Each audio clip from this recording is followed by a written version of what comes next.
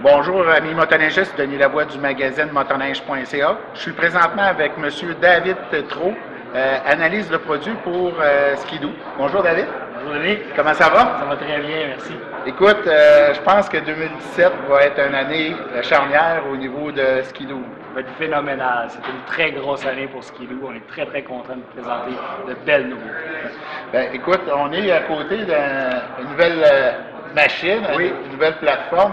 Peux-tu nous présenter cette plateforme-là? Certainement, ça va me faire plaisir. C'est l'icône même de chez Ski-Doo, le MXZ, le modèle très sport, sous la nouvelle plateforme Rêve de 4e génération.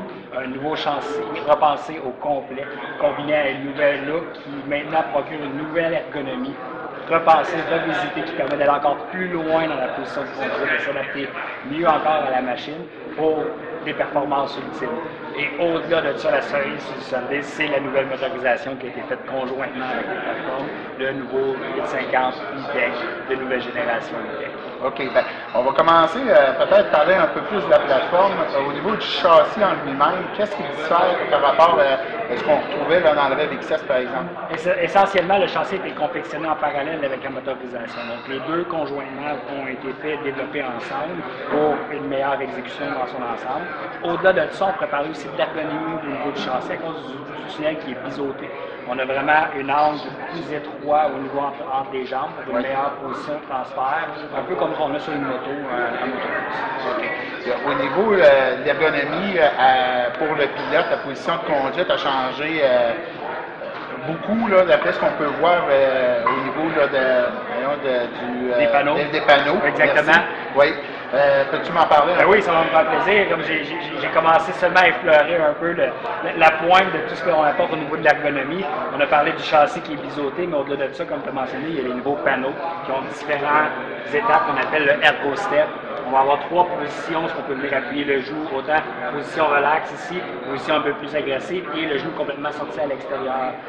Pour aider avec les Ergo Steps, on a maintenant aussi ajouté ce qu'on appelle les prises pour les pieds. Les barres qui sont sur les côtés permettent de venir barrer le pied extérieur dans la rentrée de cours pour pouvoir avoir vraiment de la force au niveau de la jambe. Et au-delà de ça, il y a le nouveau guidon ajustable dont la colonne de direction peut évidemment s'incliner jusqu'à par en avant pour une position extrême. Et simplement, en tirant sur le bouton, on a changé la position, on vient avec une position extrêmement par en avant. On peut venir après ça l'ajuster très facilement à un arrêt, position 1, 2, 3, 4 et ramener par en arrière. OK. Ben, écoute, d'après ce que je vois là, il y a autant de façons de conduire cette machine-là qu'il y a de types de pilotes. Donc, c'est réellement la machine peut s'adapter à tous les genres de conduite. Exactement. Peu importe le type de pilote que vous êtes, comment vous conduisez, vous allez trouver une position très confortable sur la nouvelle plateforme. Ouais. Bon, ben, maintenant, tout le monde, tantôt, tu as parlé de la nouvelle motorisation. Oui. Qu'est-ce qui diffère au niveau de... Là, on parle d'un 850, donc on parle d'un nouveau moteur. Exactement. On va chercher 50 cc supplémentaires au niveau des cylindres, un plus gros volume. Qui dit plus gros volume, dit plus gros torque. Donc, ça va tirer davantage.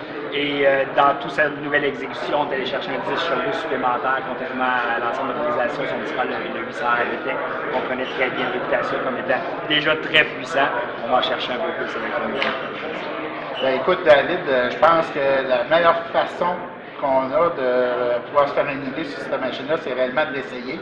Fait que je pense qu'on peut demander aux gens d'aller voir leur concessionnaire VRP. Définitivement. Ben, écoute, merci beaucoup, David. Je vais te souhaiter une bonne saison. Merci pareillement à tous les motoneigistes. Pour de plus amples informations, je vous invite à visiter motoneige.ca.